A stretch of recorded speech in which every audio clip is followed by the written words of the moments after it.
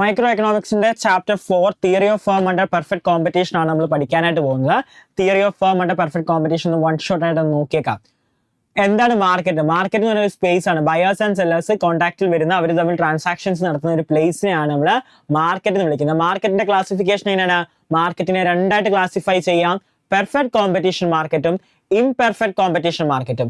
Perfect competition മാർക്കറ്റും imperfect competition മാർക്കറ്റും. Imperfect competition market തന്നെ 3 ടൈപ്പ് ഉണ്ട്. മൊണോപ്പൊളിസ്റ്റിക്, ഒളിഗോപ്പൊളി, മൊണോപ്പൊളി, ഡിവോപ്പൊളി ഒക്കെ ഉണ്ട്. നിങ്ങൾക്ക് പക്ഷെ അത് ഡീറ്റെയിൽ ആയിട്ട് പഠിക്കാനില്ല. ഒരു മാർക്കറ്റ് പെർഫെക്റ്റ് കോമ്പറ്റീഷൻ മാർക്കറ്റ് എന്ന് പറയണമെങ്കിൽ, ഒരു മാർക്കറ്റിനെ പെർഫെക്റ്റ് കോമ്പറ്റീഷൻ മാർക്കറ്റ് എന്ന് പറയണമെങ്കിൽ ആ മാർക്കറ്റിന്റെ ഫീച്ചേഴ്സ് എന്തൊക്കെയായിരിക്കും? ആ മാർക്കറ്റ് എങ്ങനെയുള്ളൊരു മാർക്കറ്റ് ആയിരിക്കും എന്ന് നമുക്ക് നോക്കാം. എങ്ങനെയുള്ള ഒരു മാർക്കറ്റ് ആയിരിക്കും ഒരു പെർഫെക്റ്റ് കോമ്പറ്റീഷൻ മാർക്കറ്റ് എന്ന് പറയണമെങ്കിൽ? ആ മാർക്കറ്റില് large number of buyers and sellers ഉണ്ടാകും. എപ്പോഴും റിപ്പീറ്റഡ് ക്വസ്റ്റ്യൻ ആണ്. ഓക്കെ, ഹോമോജീനിയസ് പ്രൊഡക്റ്റ്, അവിടെ ഐഡന്റിക്കൽ സെയിം ടൈപ്പ് ഓഫ് പ്രൊഡക്റ്റുകൾ ആയിരിക്കും മാർക്കറ്റിൽ ഡീൽ ചെയ്യുന്നത്. Freedom of entry and exist. Then the both buyers and sellers have perfect knowledge about the market conditions. There is no selling cost and no transportation cost. Perfect mobility of factors of production. Uniform price. ഒരു 9ാമത്തെ പോയിന്റ് ഉണ്ട്. Both buyers and sellers are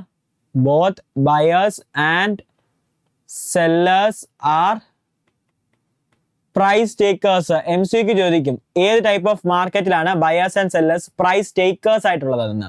ഏത് മാർക്കറ്റാണ്? Perfect competition market.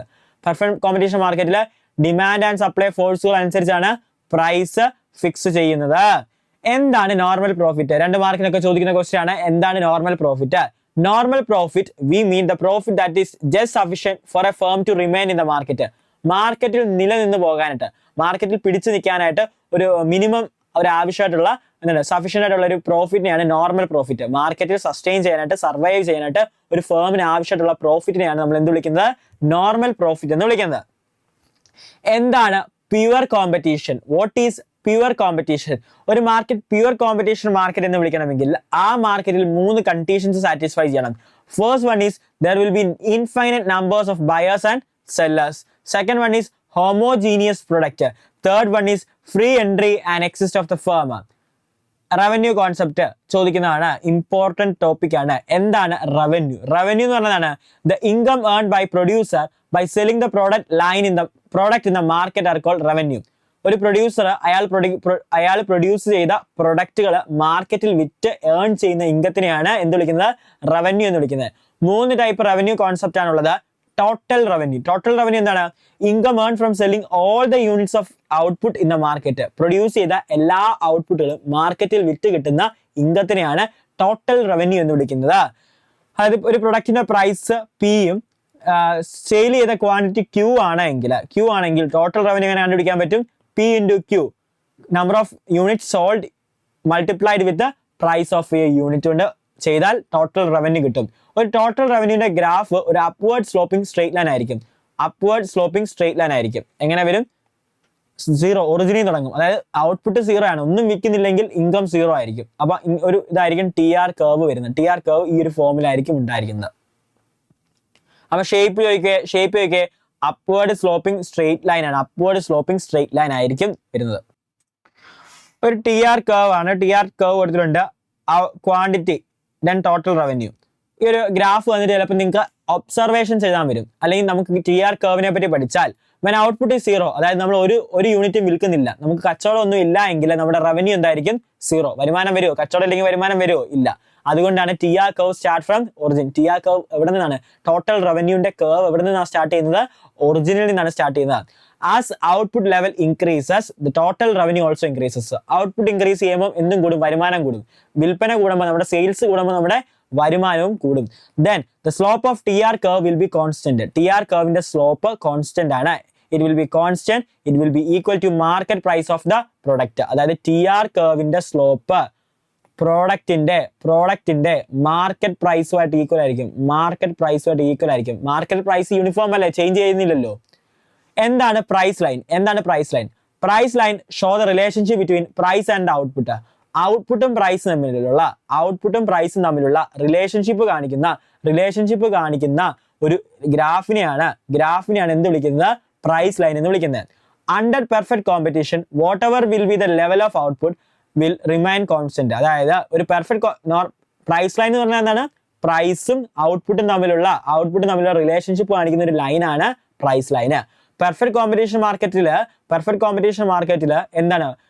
ഔട്ട്പുട്ടിന്റെ price change ആവുന്നില്ല, പ്രൈസിന് യാതൊരു ചേഞ്ചും വരുന്നില്ല. അതുകൊണ്ട് പെർഫെക്റ്റ് കോമ്പറ്റീഷൻ മാർക്കറ്റിൽ എന്തായിരിക്കും? എക്സ് ആക്സിസിന് പാരലൽ ആയിട്ട് ഒരു ഹൊറിസോണ്ടൽ ലൈൻ ആയിരിക്കും എന്ത് വരുന്നത്? പ്രൈസ് ലൈനിന്റെ ഷേപ്പ് ഇങ്ങനെ ആയിരിക്കും. പ്രൈസ് ലൈനിന്റെ ഷേപ്പ് ഇങ്ങനെ ആയിരിക്കും. PR കർവിന്റെ ഷേപ്പ് ഇങ്ങനെ വരും കേട്ടോ.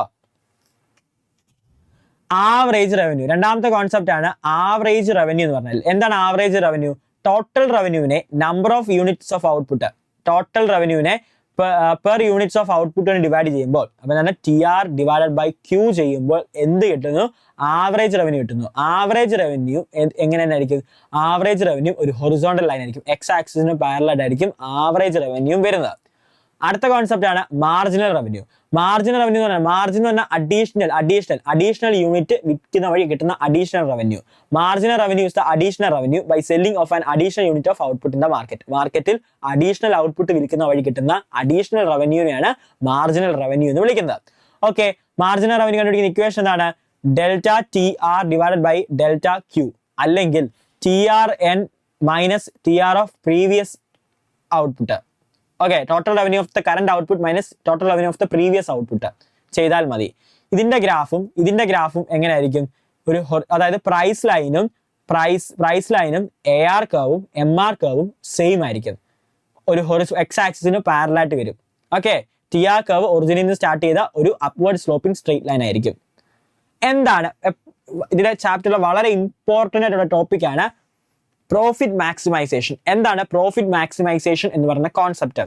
എവറി പ്രൊഡ്യൂസർ, നമ്മളെല്ലാം ഗുഡ്സ് പ്രൊഡ്യൂസ് ചെയ്യുന്നത് എന്തിനാണ്? എല്ലാ പ്രൊഡ്യൂസേഴ്സും ഗുഡ്സ് ആൻഡ് സർവീസസ് പ്രൊഡ്യൂസ് ചെയ്യുന്നത് പ്രോഫിറ്റ് കിട്ടാനല്ലേ? ലാഭം കിട്ടാൻ വേണ്ടിയല്ല നമ്മൾ ബിസിനസ് ചെയ്യുന്നത്. പ്രോഫിറ്റ് എന്ന് പറഞ്ഞാൽ എന്താണ്? ടോട്ടൽ റവന്യൂവിൽ നിന്ന് ടോട്ടൽ കോസ്റ്റ് കുറയ്ക്കുന്നതാണ്. അതായത് എന്താണ്? Total revenue minus total cost ചെയ്യുന്നതാണ്. ഓക്കെ, പൈ പ്രോഫിറ്റ് നമ്മൾ പൈ എന്ന് വിളിക്കും. Pi is equal to TR minus TC എന്ന് വരും.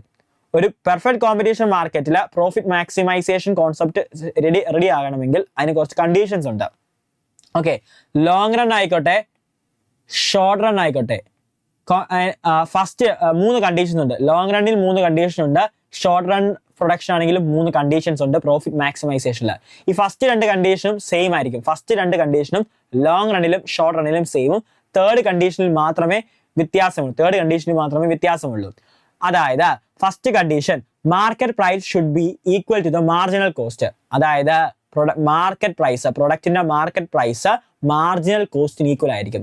പ്രൊഡക്റ്റിന്റെ മാർജിനൽ കോസ്റ്റും മാർക്കറ്റ് പ്രൈസും മാർജിനൽ കോസ്റ്റും ഈക്വൽ ആയിരിക്കും. That is P is equal to MC. രണ്ടാമത്തെ കോൺസെപ്റ്റ് എന്താണ്? MC should be non decreasing. MC curve non decreasing ആണ്. അല്ലെങ്കിൽ പറയാം MC കർവ്, അതായത് മാർജിനൽ കോസ്റ്റിന്റെ കർവ് നോക്കിക്കേ. മാർജിനൽ കോസ്റ്റിന്റെ കർവ് എന്താ ചെയ്യുന്നത്? മാർജിനൽ കോസ്റ്റിന്റെ കർവ് MR കർവിനെ, മാർജിനൽ റവന്യൂ കർവിനെ താഴെ നിന്ന് വന്ന് കട്ട് ചെയ്യുന്നു. നോൺ ഡിക്രീസിങ്, കുറയുന്നുണ്ടോ? നോൺ ഡിക്രീസിങ് ആണ്, ഇൻക്രീസ് ആയിക്കൊണ്ടിരിക്കുകയാണ്. നോൺ ഡിക്രീസിങ് ആണ്. അതുപോലെ അല്ലെങ്കിൽ പറയാം MC കർവ് എന്ത് ചെയ്യുന്നു? MR കർവിനെ താഴെ നിന്ന് വന്ന് കട്ട് ചെയ്യുന്നു. മൂന്നാമത്തെ കണ്ടീഷൻസ് ഷോർട്ട് റണ്ണിൽ വേറെയാണ്, ലോങ് റണ്ണിൽ വേറെയാണ്. ഷോർട്ട് റൺ ആണെങ്കിൽ കണ്ടീഷൻ ആണ് market price is greater than or equal to average variable cost. Short run ആണെങ്കിൽ എന്താണ് equation? Market price is greater than or equal to average variable cost. Long run ആണെങ്കിൽ market price is greater than or equal to average cost.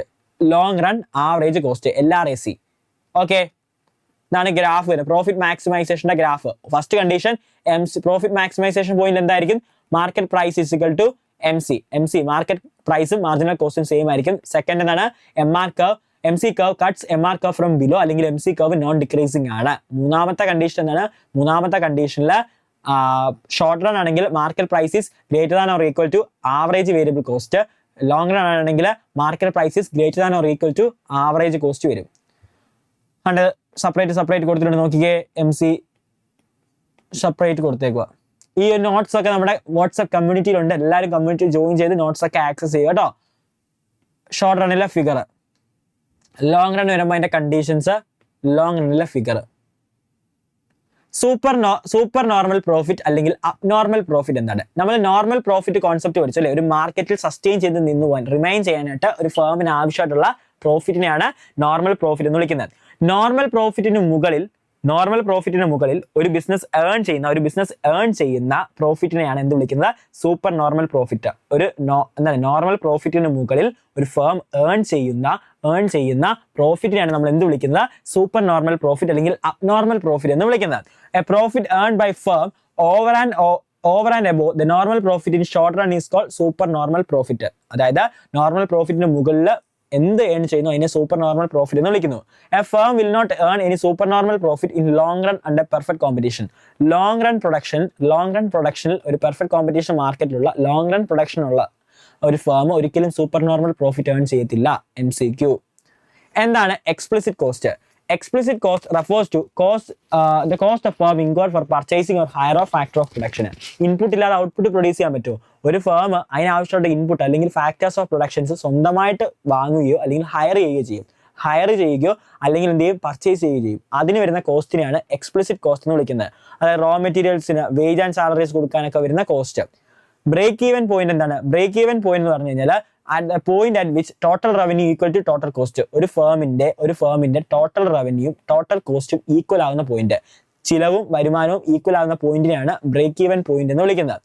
At this point firm get only normal profit മാത്രമേ കിട്ടത്തുള്ളൂ. Okay, if the explicit and opportunity cost are the part of TC, then the point at which total revenue equal to total cost, then firm earn normal profit. എന്താണ് supply? അടുത്തൊരു separate concept ആണ് സപ്ലൈയെ പറ്റി പഠിക്കുന്നത്. Supply എന്ന് പറഞ്ഞതാണ് it refers to quantity of goods and service offer to sell in a market at a particular price at a particular point of time.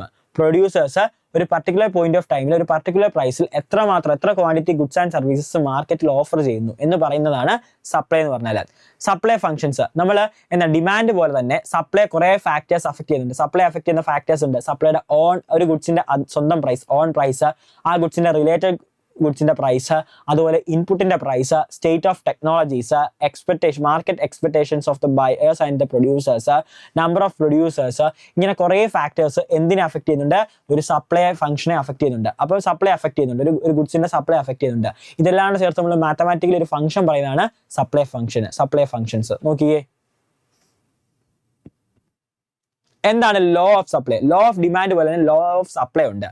Other things remain unchanged. The quantity of a commodity supply varies directly with its price. അതായത് ബാക്കിയുള്ള factors, നമ്മൾ കുറെ factors പറഞ്ഞു, price ഒഴിച്ച് ബാക്കിയുള്ള factors constant ആയിട്ട് നിൽക്കുകയും പ്രൈസിന് വരുന്ന ചേഞ്ച് സപ്ലൈക്ക് അഫക്ട് ചെയ്യാറുണ്ട്. അതായത് ഒരു ഗുഡ്സിന്റെ പ്രൈസ് കൂടുമ്പോൾ അതിന്റെ സപ്ലൈയും കൂടും, ഒരു ഗുഡ്സിന്റെ പ്രൈസ് കുറയുമ്പോൾ സപ്ലൈയും കുറയുന്നുണ്ട് എന്ന് പറയുന്നതാണ്. അതായത് ഡയറക്റ്റ് റിലേഷൻഷിപ്പ് ആണ്, പോസിറ്റീവ് റിലേഷൻഷിപ്പ് ആണ്. അതാണ് ലോ ഓഫ് സപ്ലൈയിൽ പറയുന്നത്. സപ്ലൈ ഷെഡ്യൂൾ എന്ന് പറഞ്ഞതാണ് ഒരു table which shows amount of quantity supply during a given period at a different prices.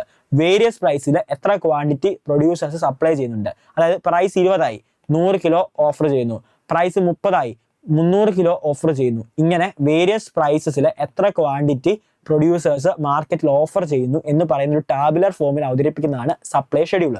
അതിനെ ഗ്രാഫിക്കലി റെപ്രസെന്റ് ചെയ്യുന്നതാണ് സപ്ലൈ കർവ്.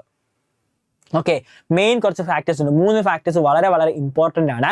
3 ഫാക്ടേഴ്സ് സപ്ലൈ കർവിനെ അഫക്ട് ചെയ്യുന്ന technological progress, unit tax, price of and input. ഇത് പഠിച്ചിട്ട് പോകണം, ഇത് എക്സ്പ്ലനേഷൻ ഉൾപ്പെടെ പഠിച്ചിട്ട് പോകണം. നമ്മുടെ ക്ലാസ്സിൽ ക്വസ്റ്റ്യൻ പേപ്പർ ഡിസ്കഷൻ ഒക്കെ നമ്മൾ ഡീറ്റെയിൽ ആയിട്ട് പറഞ്ഞിട്ടുള്ളതാണിത്.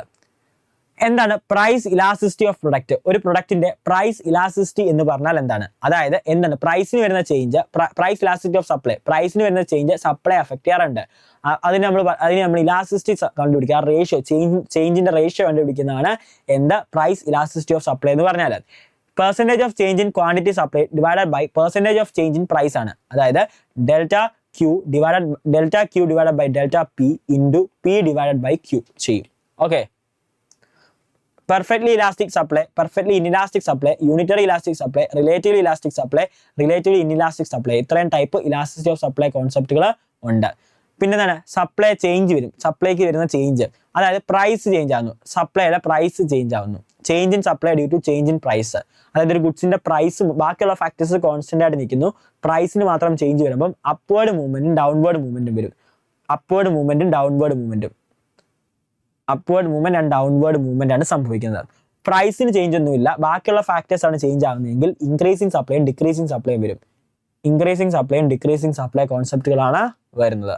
ഓക്കെ, ഇത്രയാണ് ഈ ചാപ്റ്ററിൽ ഇമ്പോർട്ടൻ്റ് ആയിട്ട് പഠിക്കാനുള്ളത്. ആ ഫാക്ടേഴ്സ് അഫക്റ്റിംഗ് സപ്ലൈ കർവ് 3 നിർബന്ധമായിട്ടും പഠിച്ചിട്ട് വേണം. പ്രോഫിറ്റ് മാക്സിമൈസേഷൻ നിർബന്ധമായിട്ടും പഠിച്ചിട്ട് വേണം പോകാൻ. MCQ ഒക്കെ ചോദിക്കുന്ന ഒരു ചാപ്റ്റർ ആണിത്. ഓക്കെ.